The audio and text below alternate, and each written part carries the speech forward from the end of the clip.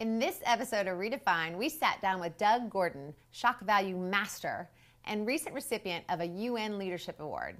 We met up in New York and we talked about how his unique, willing to cross the line personality has actually led to his very successful business. And if you've ever heard Doug speak, or if you follow him on social media, you might understand exactly why we had to edit this piece down just a bit. But we were left with an educational and excellent conversation. Enjoy. Special thanks to our sponsors, Adorama, the photography people, and T1 Live, the voice and data solution experts. Thank you, Doug Gordon, for joining us today on reDefine. Thank you for having me. So, Doug, you are known for your nude photography. Yes, I am. Do you mean the nudes that I take or the nudes of myself? Of yourself. Yes, I am. Animoto happens to love me nude. They're Yes. some of the only people that love me nude.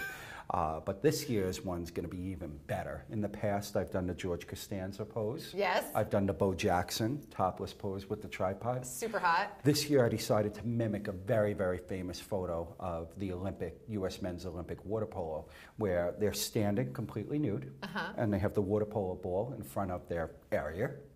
And they have their six-packs underneath. Now, obviously, when you look at me, I don't have a six-pack. So the logical thing for me to do would be to hold the ball and put a six-pack on top of the ball while completely naked. If you're curious about the jump in editing, Doug just said something we couldn't show. Outside of your nudity, you photograph a lot. Yes. Like a lot. Yes. How many shoots have you done your whole life? At this point, I've been shooting 22 years. I'm 38. I've shot a little bit over, it's about 3,500 weddings. And You've shot 3,500 weddings. 3,500 weddings. Back in the day when we first started, as you can imagine, it wasn't the same. We were a low-price studio trying to gain volume, and the most I ever did in a year, I did 261 weddings in 1 year. You personally? Yes. How? Ultimately, because of the market I'm in, on Friday, Saturday, Sunday, we have weddings, and now even more, they're doing Thursdays and Mondays. So I would do one on Friday, 2 to 3 on Saturday, where I do all the formal photographs, and then 2 on Sunday. So it took its toll, but it allowed me to learn. You know, it allowed me to learn creativity. It allowed me to learn consistency. So I still love it. Can I do 200 weddings a year anymore myself? No. I probably do now about 60 to 70, along with all the lectures I do. See, I'm trying to envision that. Like, how are you there? At the studio? No. Like, when you're shooting 9,465 weddings that week. Yep. How are you actually in the experience with the people? Do you feel like you're really good at being present, or you're just knocking it out? No, I pride myself on personal relationships. I think that's the biggest problem with the business today. We're so telecommunicated in terms of we don't want to talk on phone. We don't want to meet people. We want to text them. Yes. We want to do social media. We want to email them. It's got to be built on a personal relationship. What do I know about you from an email or a phone call? I have to feel you. I have to touch you. I know We're back that's after wrong. that small edit. I have to feel what the client's about and know who they are. I have to know, okay, this is the dreams. This is the fairy tale that they have. How can you photograph someone if you don't know it? What's in your mind's eye is never going to be able to appear if you don't know the client. So when you're doing, because obviously you are very well known for flow posing, and you've helped a lot of photographers out in terms of like, here's a way to get started and even progress from there. So you do that, you have a system in place that works. But you can pose them like crazy and still not get a lot of the looks and expressions that you get in your imagery. Where that comes in from? I think it's about, again, the connection. I firmly believe that it's what happens in a pose that creates the naturalness of the moment. And when I came up with the idea of flow posing, it wasn't the way people think. I started when I was young. I started photographing weddings when I was 16, but I was going out long before then with my dad. When I was 11, and I would see how people loved him until the time they were missing part of their wedding or cocktail hour, and it was their fault because they didn't do what he said. So my vow was I'm never going to make them miss anything. I want them to like me. And I kind of feel like Macaulay Culkin with the flow posing, to be honest with you, because it's what I'm going to... Yes. Okay. It's the Home Alone syndrome, because everybody thinks of Macaulay Culkin as that guy. And I'm the flow posing guy. You feel like you've been typecast by flow posing. Yes, I definitely have. People don't realize the creative end of what I do. The thing is, because I can do it so quick, because I've trained myself and come up with so many poses, that my mind can function faster than the average person. Plus, I don't get wrapped up into the technical side of photography. So since you have kind of a set parameter of things that you know you can slide into, you don't have to think about it so much because you just know it and you can put your thought into the connections. I think it's the biggest problem. Photographers think way too much. If you're thinking about the technical side of this or that or anything, you've already missed the moment. Right. You've missed capturing the experience. It's got to be setting it up for it to occur naturally. When I put you there, that's when the magic's going to happen. The fact is, anybody who says, oh, I'm a photojournalist, I do everything naturally, it's not true. I think it's a blatant lie for the mere fact that a bride doesn't look at her husband and say, let's hold hands, let's frolic. It's not going to happen that way. Well, let me pick up my dress and spin around. And the veil accidentally blows over 12 of them. And the fact is, you're anti-frolic. I'm anti-frolic, yes. I really think it's about creating a story. You know, when you think about it, we kind of have the greatest job in the world. You know, people wait their whole lives for what we're going to do. And you have a choice. You could either take the moment or you could create it. I like creating it. I'm the director, I'm the producer, I'm the writer, I'm the storyteller. You are talented and driven, and you've got a good business mind, but you're also extremely, what's the word?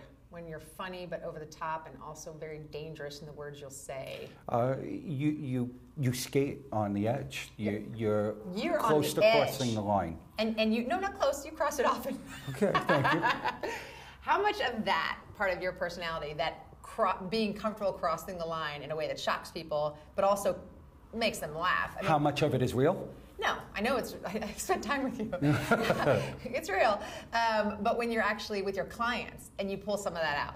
I'm very, at this point, because I've been around it so long, I can read them. Do I act that way with my clients? The answer is yes. Yes. Because I believe in shock value. Yes, like that's what I mean, shock value. Yes. Okay. If anybody's ever attended my program, they know that I generally started off with a dance routine during the YMCA, whatever it is. Why do I do that? Because nobody else does. Right. And within the first 2 minutes, you have people saying in the audience, like, did I pay all this money to watch this fat guy get up and do the YMCA? Why is he doing this? Because I made them remember me by doing something. A lot of it is a show. It's a shock value to the point where people may love what I do. They may be indifferent about it. Some of them may even dislike it, which obviously I don't want. But the fact is, do they remember me? Now, do I ever want to offend anybody? It took me a long time to get over the fact that I couldn't please everybody. I lived my life wanting to please everybody, my clients, my employees, my family, my students. But sometimes you have to accept you're not going to be everybody's cup of tea. Right. But it doesn't mean I stopped trying. And that's when you're with your clients and you say things that are over the top and you know you're kind of shocking them a little bit. You also have their attention. I want their attention. Yeah. They're going to remember it. You know, I'll give you a number that most people don't believe, but it's beyond factual. I sell at over 98%. 98% of what walks through my door, I book, and I book on the spot. People don't walk out because if you have a confidence around yourself, if you have an aura that you create and you're likable, you can do it. Am I going to start talking sex if the parents are there or things like that and making sexual jokes or innuendo? No. I think people are too uptight, to be honest with you. Why won't you do that when the parents are there? I'll do it with some parents. I'm drawn to people by different things. I can look at the way they react, their body language. Do I make sexy jokes when I'm posing mom and dad together? Be like, oh, when was the last time you were this close together? I see the way you're looking at her, daddy. She's gonna love you later.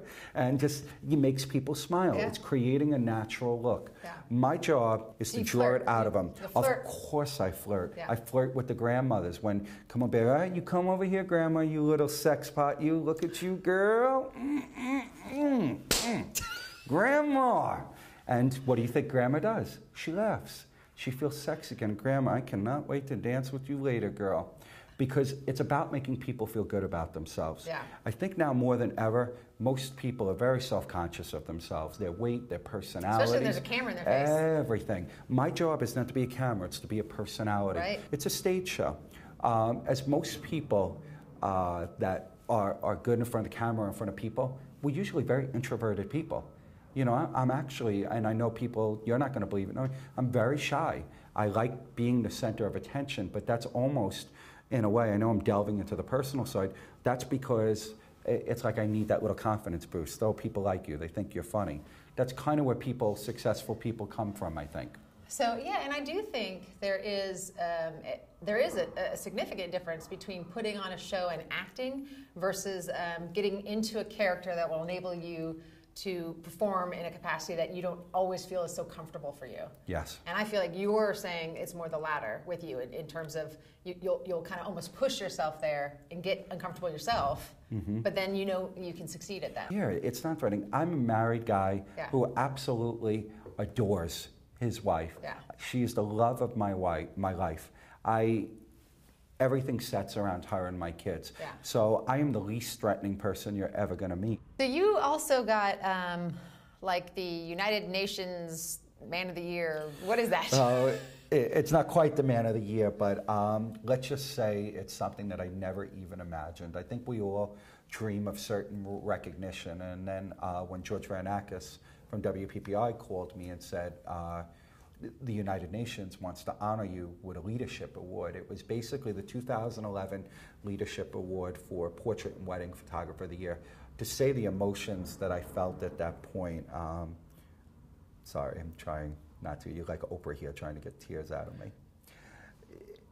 It's overwhelming in every way you could possibly imagine, because it's the people who have received that award: Monty Zucker, Joe Busick, Bambi Cantrell, Andy Marcus. Monty was my idol. That's who I wanted to be like. And then to be there that day, and as I'm giving my speech, look out and see my son and see my dad taking pictures of me and my best friends. I just wish that everybody could feel that for one time. Quite amazing. Thank you, Doug. Join us next time as we do a second part of this interview with Doug Gordon, offering some tremendous creative and business advice for photographers. In the meantime, though, how often are you shooting with your camera phone? iPhoneography is becoming huge, and the iPro lens system lets you take your iPhone photos to a whole new level. Looking to go crazy with some fisheye optics or even a wide-angle shot? Snap on the case, mount the lens, and turn your phone into the camera you have always wanted. You can also mount your phone onto a tripod with the included adapter. And the lenses stay safe in their very own ingenious carrying case. You can buy the iPro lens system on Adorama.com.